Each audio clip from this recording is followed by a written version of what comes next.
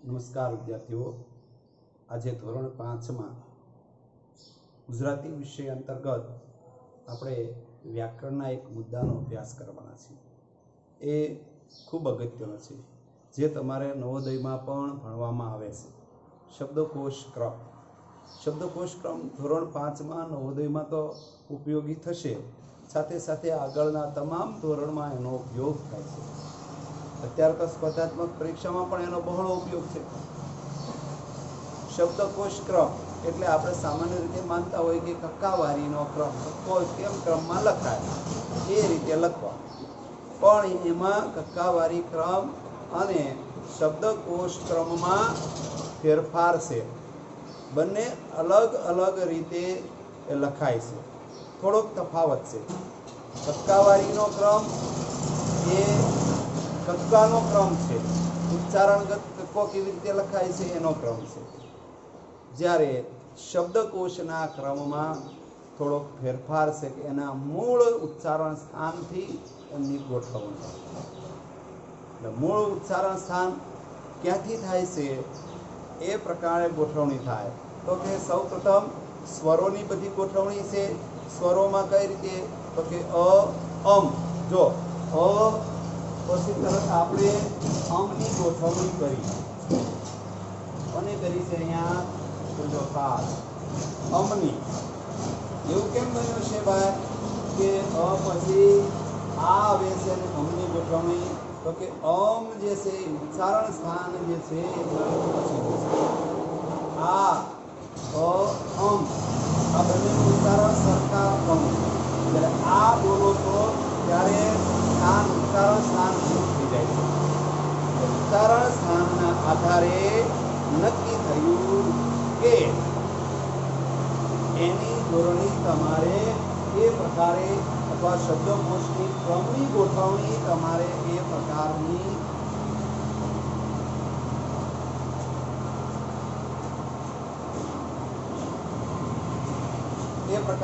ગોઠવણી તમારે કરવાની છે. એટલે ખાસ ધ્યાન રાખજો. અ પછી અમ લેવાનું, પછી આ ઈ દીર્ઘ ઈ, ઉ દીર્ઘ ઉ, પછી રૂ એ ઐ ઓ અને ઔ. અહીંયા અહમ નથી લખ્યું. કેમ? તો કે આનાથી કોઈ શબ્દની શરૂઆત થતી નથી અને એ તો વિસર્ગ છે. વિસર્ગ હોવાના કારણે આ શબ્દના પ્રારંભથી કોઈ શબ્દની શરૂઆત થતી નથી, માટે એને અહીંયા આપણે લીધો નથી. બરાબર ને? યાદ રાખજો, અહીંયા એનું સ્થાન શબ્દકોશના ક્રમમાં નથી. પછી કક્કાવારી, આ બારકડી લખીએ છીએ ને, તો એ પ્રકારે આપણે એની સાથે ગોઠવશું ત્યારે એનો આખો ક્રમ થશે. ફરીવાર આખો ક્રમ લખશું આપણે. બરોબર? પણ પહેલા અત્યારે આ એક ખાલી સામાન્ય સ્વરોની ગોઠવણી જોઈ છે. હવે કક્કાની ગોઠવણી કેવી રીતે છે? સામાન્ય રીતે ક, ખ, ગ, ઘ, ચ એ રીતે ગોઠવણી છે. આ ગોઠવણી છે, પણ એમાં શબ્દકોશનો ક્રમ આવે ને ત્યારે ક્રમમાં થોડોક ફેરફાર થાય. મેં તમને અગાઉ કીધું ઉચ્ચારણગત. દાખલા તરીકે અ, અમ એ સરખા સ્થાનોથી ઉચ્ચારણ થાય છે. એમ પણ અહીંયા ક, ચ, ક પછી ક્ષનું તરત ઉચ્ચારણ સ્થાન આવે છે. એટલે કે ક ને શ ની તમે સંધિ છૂટી પાડો તો જો એમાંથી ક, શ એટલે ક આવે તો ક પૂર્ણ થાય પછી તરત ક્ષ લેવો જોઈએ. ક્યાં? અહીંયા ક અને ખ ની વચ્ચે અહીંયા એનું સ્થાન આવે છે. યાદ રાખો. બરોબર? એ જ રીતે ક, ખ, ગ, ઘ, ચ, જ, પછી જે છે એ વચ્ચે જ્ઞનું સ્થાન આવે છે. કેમ જ્ઞનું સ્થાન આવે છે ખબર છે તમને? કારણ કે એમની પણ તમે શબ્દ સંધિ છૂટી પાડશો. એ સંયુક્ત અક્ષર છે અને સંયુક્ત અક્ષરની તમે સંધિ છૂટી પાડશો ત્યારે જ અને ય આ બંને અક્ષરો છૂટા પડે છે અને એના કારણે એની સ્થાન વિશે જ પછી આપણે બોલીએ છીએ જ્ઞ. તો જ્ઞની અંદર જ ક્યાં આવ્યો ભાઈ? જ નથી આવ્યો, પણ જ જે છે એ ય વર્ગનો આવો ય અને ય કહેવાય. આનું સ્થાન ક્યાં છે? તો અહીંયા એના સ્થાન અને પછી તરત છે જ પછી. તો જના સ્થાનમાં મૂળ જ સ્થાન જ કયો પેલો આ જ, એટલે એની પછી તરત એની ગોઠવણી. એટલા માટે જ્ઞનું સ્થાન અહીંયા આવ્યું છે. યાદ રાખજો બરાબર કે એનું વર્ગ ગોઠવણી પ્રમાણે અહીંયા સ્થાન છે. તો એ શીખ્યા. બાકીનું બધું સ્થાન બરોબર છે. જ ટ ઠ ડ ઢ. પછી તમે કહેશો સાહેબ તમે અણ ભૂલી ગયા. અણ ભૂલી ગયા. અણ ભૂલાણો નથી ભાઈ, અણ લખ્યો નથી. કેમ? તો કે અણથી કોઈ શબ્દની શરૂઆત થતી નથી, માટે અણ છે એ શબ્દકોશ ક્રમમાં આવતો નથી. આ બીજા ત્રીજા સ્થાનો પર આવશે, પણ પ્રથમ સ્થાન ઉપર શબ્દની રચના કરો અને પ્રથમ સ્થાન ઉપર ક્યાંય એનું સ્થાન નથી, એટલે અહીંયા એને પ્રથમ સ્થાનમાં આપણે લખતા નથી. યાદ રાખજો, નથી લખ્યો બરોબર. એ જ રીતે આગળ જશો તમે જો તો થ દ ધ ન પ ફ બ ભ મ ય ર લ વ શ શ સ હ શ અને જ્ઞ. તો તમે કહેશો સાહેબ અહીંયા પણ તમે કંઈક ભૂલ્યા છો. શું ભૂલ્યા છો? તો કે અળ ભૂલી ગયા. અળ ભૂલ્યા નથી. અળથી પણ કોઈ અક્ષર બને છે? નથી બનતો ને, એટલા માટે એને પણ ત્યાં આપણે નથી લખ્યો બરાબર. તો ખાસ આ કોષ આ ક્રમ જે છે ખાસ લખી લેજો કે આ ફેરફાર થયો છે. એ મેં તમને દર્શાવ્યું છે. અહીંયા ક પછી ક્ષ છે, પછી ખ, એ જ રીતે અહીંયા જ પછી જ્ઞ છે અને પછી જ. બંને જની વચ્ચે અહીંયા ક અને ખ ના સ્થાનની વચ્ચે આપણે શ ને લેવાનો, બંને જની વચ્ચે જ્ઞની લેવાનો. ખ્યાલ આવ્યો? બરોબર અભ્યાસ કરી લેજો. આ એકવાર બરોબર શીખી જશો ને તો તમને ટકાવારી ક્રમ આવડી જશે. સરસ. તો આટલું તમે બરોબર લખી લેજો, શીખી લેજો બરોબર ને. તો આપણે આગળ હજી એના એક બે નિયમો આપણે જોવાશે. કક્કાવારી, બારાખરી અને કક્કો એ બંને ભેગો થઈ અને કક્કાવારીની રચના થાય છે. એ કેવી રીતે છે એ પણ આપણે એકવાર જોઈ લઈએ, એટલે પછી આપણે શબ્દ કોષક્રમ શીખવો સરળ પડી જાય.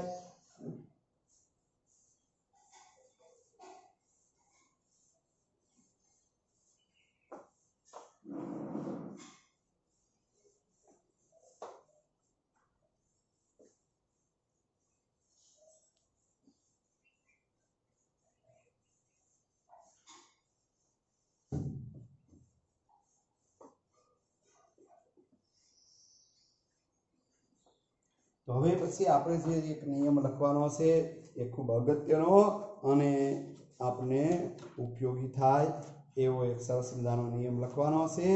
ક થી કક્કાની શરૂઆત થાય બરોબર ને. ક થી તો ક ની સાથે આપણે કક્કાની સાથે આપણે સ્વરની મેળવણી કરીએ, એટલે કે બારાક્ષરી ગોઠવીએ. તો બારાક્ષરીમાં ગોઠવતા કેવી રીતે લખવું જોઈએ? તો કે જો અહીંયા ક થી કક્કાની લાઈન લખશો આપણે તો ક પછી ક, કારણ કે અમ લખ્યું હતું આપણે, લખ્યું હતું ને પહેલા જે બારાક્ષરી ક્રમ લખ્યો તો એમાં અ પછી અમ, કારણ કે અહીંયા ક સાથે કયો છે? અ છે. અહીંયા ક સાથે શું છે? અમ છે. એટલે અમ ક એટલે કમ બરોબર ને. આ રીતે જો અહીં ખાસ શીખી લો. ક થોડો ક વત્તા અ બરાબર પૂર્ણ ક, સોરી પૂર્ણ ક કરવાનો છે. પૂર્ણ ક આ થોડો ક છે બરોબર. તો એ જ રીતે થોડો ક વત્તા અમ એને જોડ્યો છે, અ જોડ્યો, પછી અમ જોડ્યો, પછી ઈ જોડવાનો બરોબર ને. તો આ ક્રમમાં આપણે ગોઠવણી કરવાની છે. તો એક લાઈન આપણે ગોઠવશું એટલે બાકીની બધી લાઈનો આપણે ગોઠવતા આવડી જશે અને એ કઈ લાઈનમાં ગોઠવેલું છે એ પણ તમે શીખી લેશો.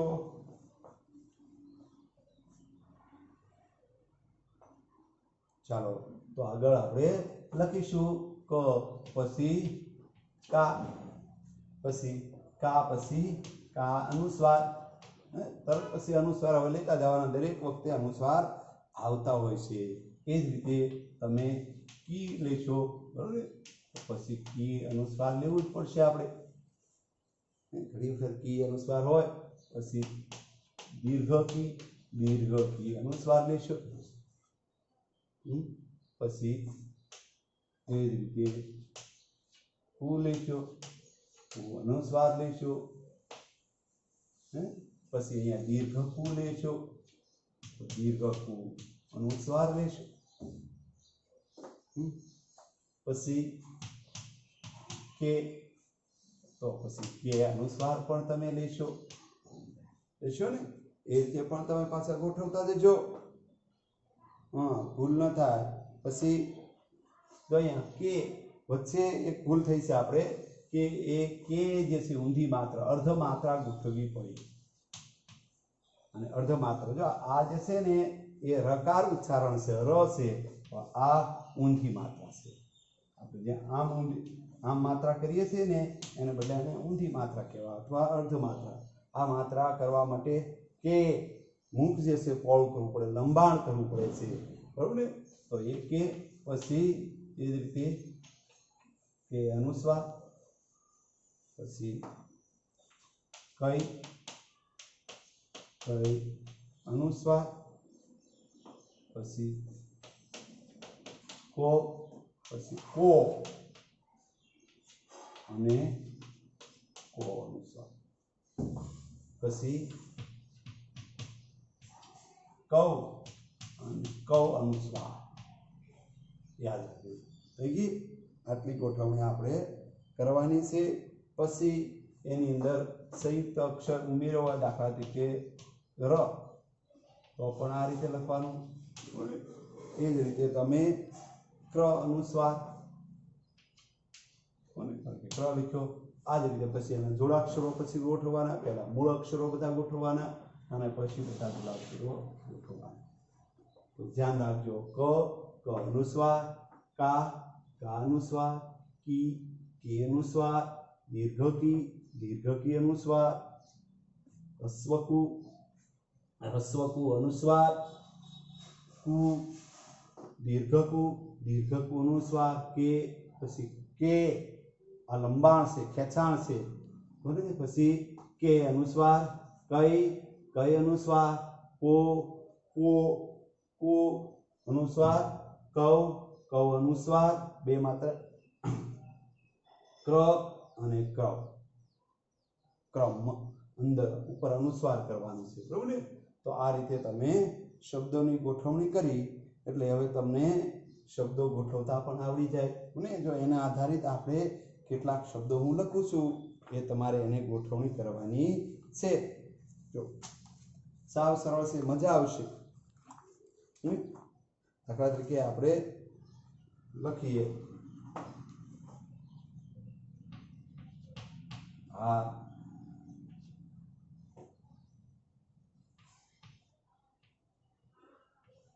હલકું,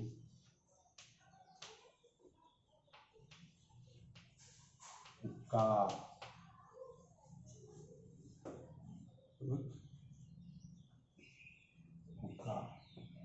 અનુસ્વાર, અંશ,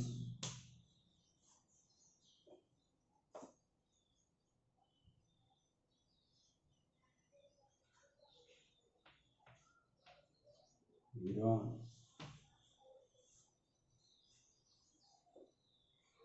અને શબ્દ લખશું છેલ્લે આપણે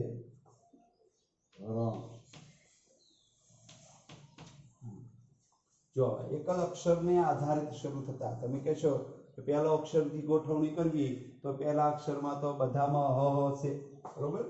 તો હવે આવું બને ત્યારે શું જોવાનું આપણે? સૌપ્રથમ સ્વરની ગોઠવણી જોવાની છે. સ્વરની ગોઠવણીમાં કોઈ સ્વરથી અક્ષર શરૂ થતો છે તો કે નહીં, બધા હ થી શરૂ થાય છે. એટલે કે બધા વ્યંજન અક્ષરથી શરૂઆત થાય છે. તો વ્યંજનની સાથે સ્વર ભળેલો હોય છે. તો પહેલો સ્વર કયો આવે? તો કે અ. તો કે અ આધારિત, હ અને અ આધારિત શબ્દો છે કે કેમ એ જોવાનું. દાખલા તરીકે હા, તો આમાં આ છે તો એની હ છે, અહીંયા હ છે, એની નીચે આપણે લીટા કરતા જઈશું, વ્યાખ્યા લેવાના છે, બરોબર. પછી હું તો નહીં આવે, હું આની આવે હરણ અને હલકું આ બે શબ્દો છે આપણી પાસે, બરોબર. તો એ બે પૈકી કયો આવે? તો હવે બે ઈશારે સરખા હોય ત્યારે પછીના અક્ષરનું સ્થાન જોવાનું થાય. તો લ પહેલા આવશે કે ર પહેલા આવશે? કક્કાવારી કોષ પ્રમાણે તમે જોશો તો તરત મગજમાં બોલવાનું આપણે બ ભ મ ય ર લ ય ર લ બોલશો ને તમે. એટલે એક ક્રમ પ્રમાણે તમે જુઓ તો ય ર લ એટલે ર પહેલો આવશે અને પછી લ આવશે. એટલે તમે એને પહેલા લેશો ર ને હરણ, પછી હલકું, અને આ ગોઠવણી થઈ ગઈ બે અક્ષરોની. હવે પછીનો અક્ષર કયો છે? તો કે ભાઈ અનુસ્વાર અ અમ. તરત એ આપણે મગજમાં આવી જવું જોઈએ કે અ પછી અમ આવે. તો કે અમ વાળો શબ્દ આમાં કે છે? તો કે હા છે હંસે. તો શું આવશે? આ હંસ, બરોબર ને? તો હંસ લીધો. પછી તો કે ભાઈ હવે અનુસ્વાર વાળો પૂરો થયો, પછી આ આવે. તો આ વાળો શબ્દ જોવાનો. આ વાળો શબ્દ કયો છે? તો કે અહીંયા હ સાથે આ છે એટલે હાર, બરોબર ને? તો થયો. એ પછી ટીક કરતી જવાની. આ શબ્દ લેવાઈ ગયો, ઉપર ટીક કરી નાખવાની. આ શબ્દ બાકી છે, આ શબ્દ લેવાઈ ગયો, અને ક્યાં ક્યાં હાર શબ્દ લેવાઈ ગયો. એટલે હવે એ આપણે જોવાના નહીં, અથવા એની ઉપર લીટો કરી નાખો તો ચાલશે. ટીક કરો અથવા એની ઉપર લીટો કરી દો એટલે આપણે ખબર પડી જાય કે એ શબ્દનો આપણે લઈ લીધો છે. એ જોવાનો રહ્યો નથી. હવે વધ્યા છે કયા શબ્દો? તો હુંકાર અને હિરણ. તો અહીંયા હ સાથે ઉ છે અને અહીંયા હ સાથે ઈ છે. તો ઈ વાળો શબ્દ પહેલો લેવાનો આપણે, હિરણ, અને છેલ્લે કયો આવશે? હુંકાર.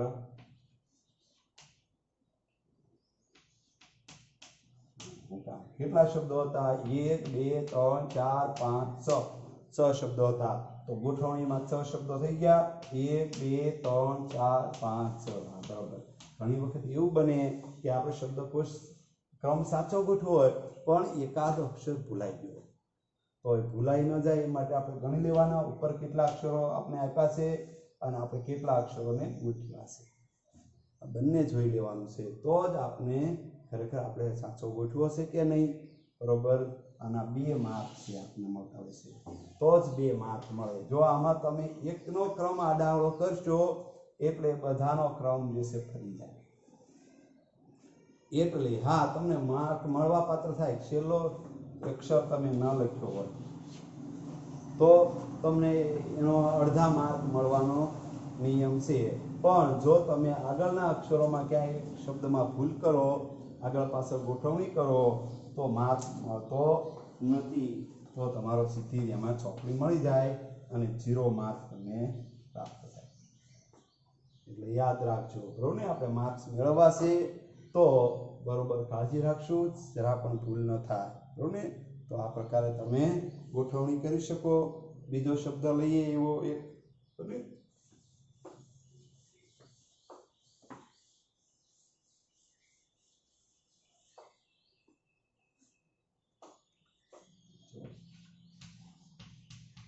વિશ્વ, અંગળી, અંધારું, પારણ. એટલે 4 શબ્દો ત્યાં ગોઠવા છે અને 4 શબ્દો ગોઠવીને જોઈ લઈએ કે કેવી રીતે એને ગોઠવાય છે. આવી રીતે લખ્યું હોય તો શું કરવાનું છે? યાદ રાખજો કે હવે અહીંયા સ્વર છે કે વ્યંજન છે, કેટલા સ્વરો છે કેટલા વ્યંજન છે એ પહેલા જોઈ લઈએ અને વિચારી લઈએ. તો અહીંયા વિશ્વ તો વી, આંગળી તો આ, અંધારું તો અમ, અને પારણું તો પા. આ શબ્દો જોયા. પછી આપણે એ જોવાનું છે કે અહીંયા આ અને અ જે છે કેવા છે? સ્વરો છે. તો સ્વરોની ગોઠવણી સૌથી પહેલી કરવાની છે આપણે, બરોબર ને? તો આ બંને સ્વરોમાં પહેલો કયો સ્વર આવશે? તો તમે કહેશો આ. જો આમ સામાન્ય ભૂલ રીતે ભૂલ કરતા પણ આ પહેલા અહીંયા અનુસ્વાર છે તો આવે અને પછી આ આમ આ પછી અનુસ્વાર આવે. તો પહેલા આપણે અંધારું શબ્દ ગોઠવશું. અંધારું પછી અંધારું પછી આંગળી પછી તરત, કારણ કે પછી તરત આપણે સ્વર વાળો શબ્દ લઈ લેવાનો છે. હવે બે શબ્દ છે, વી વાળો અને પા વાળો. તો પ પેલો આવે કે વી પેલો આવે? સીધો જ ખ્યાલ આવી ગયો આપણને કે પ પેલો આવે તો પહેલા પારણું લખી નાખશું અને પછી વિશ્વ શબ્દ લખશું. સમજાય ને? છે ને? સાવ સરળ, કાંઈ અઘરું નથી. બોલે હજી એક શબ્દની ગોઠવણી જોઈએ આપણે.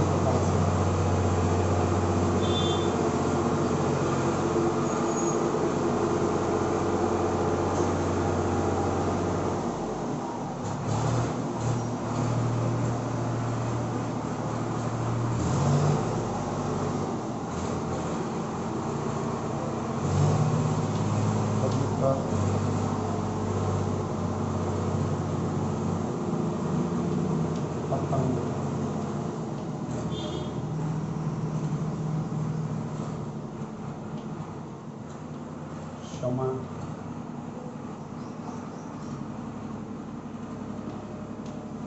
જ્ઞાતિ,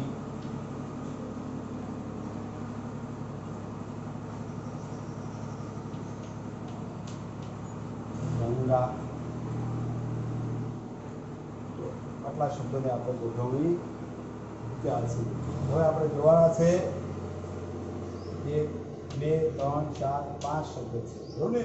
તો 5 શબ્દોમાં પહેલા આપણે શું જોવાનું છે કે સ્વરવાળા શબ્દો છે તો કે નહીં. આમાં એકે સ્વરથી શરૂ થતો હોય એવો એકે અક્ષર, એકે એવો શબ્દ નથી.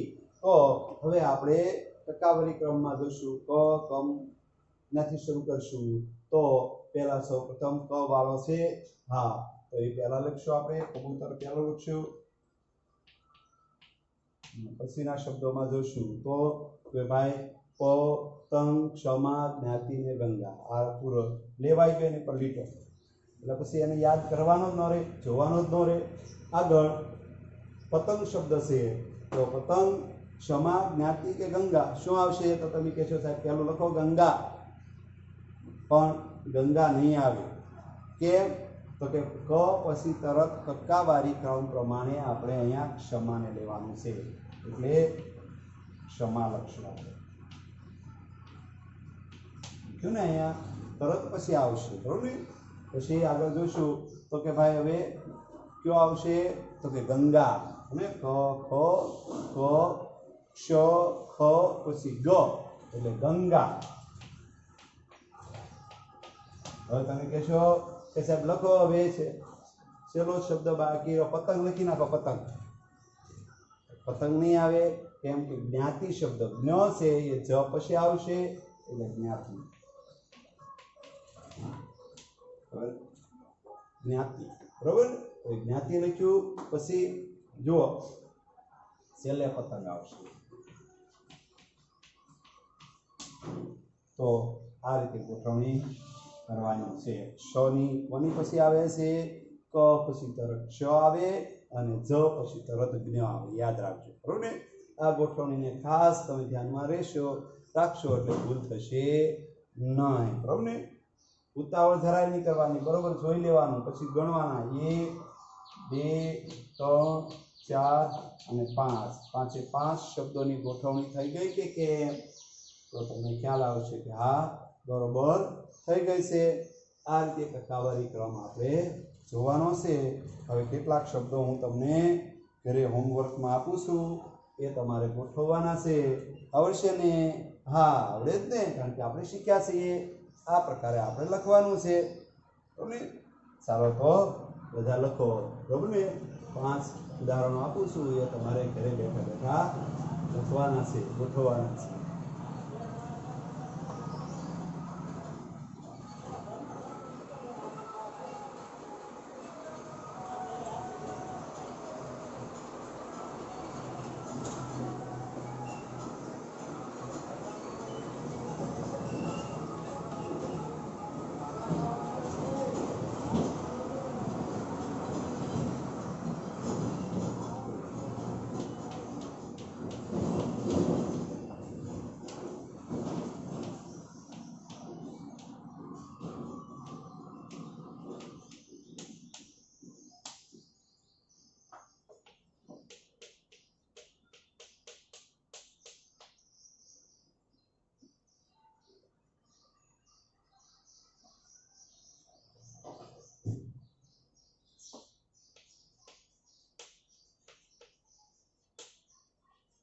પાંચ શબ્દ 1 2 3 4 5 સૂર્યમુખી છેલ્લો શબ્દ છે બરોબર બીજો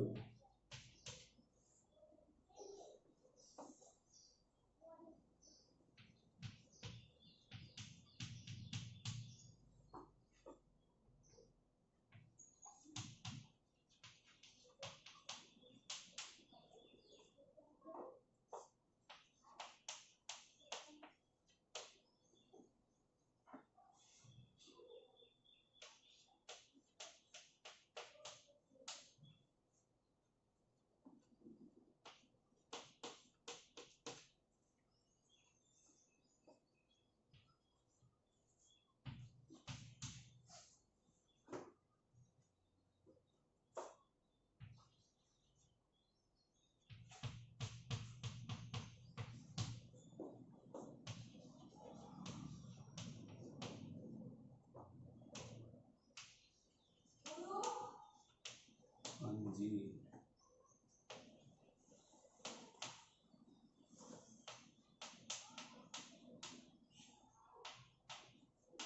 કાંચા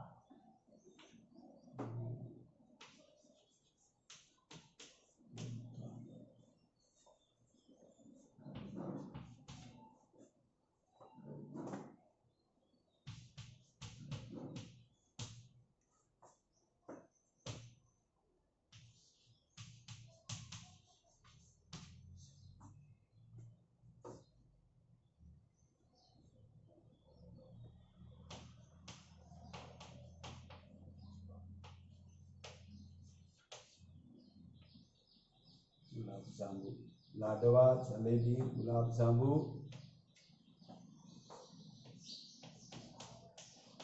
गाठिया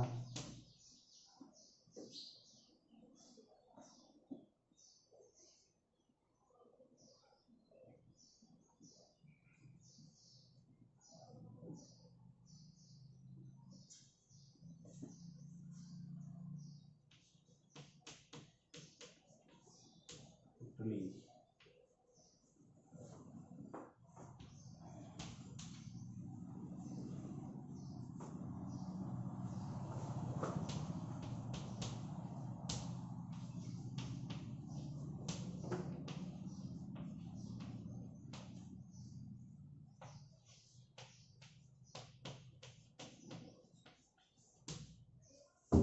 रेडी तो 5 उदाहरणों से आ 5 उदाहरणों तमारे शब्दकोशना क्रम में गोठववानुं छे आमांथी जे पहेलो आवतो पेला लखवानुं पछी एनी पर લીટી અને એ પહેલા તમને મેં જે શબ્દકોશ ક્રમ શીખવાડ્યો છે એ બરોબર જોઈ લેવાનો છે એકવાર નહીં બે વાર એવું લાગે તો વિડિયો જોઈ લેજો શીખી લેજો અને પછી આના તમે જવાબ લખવાના છે જવાબ લખીને તમારે મને WhatsApp દ્વારા મોકલવાના પણ છે મોકલશો ને हाँ બધા મોકલશે કારણ કે બધાને હવે આવડવાનું જ છે સરસ આવજો।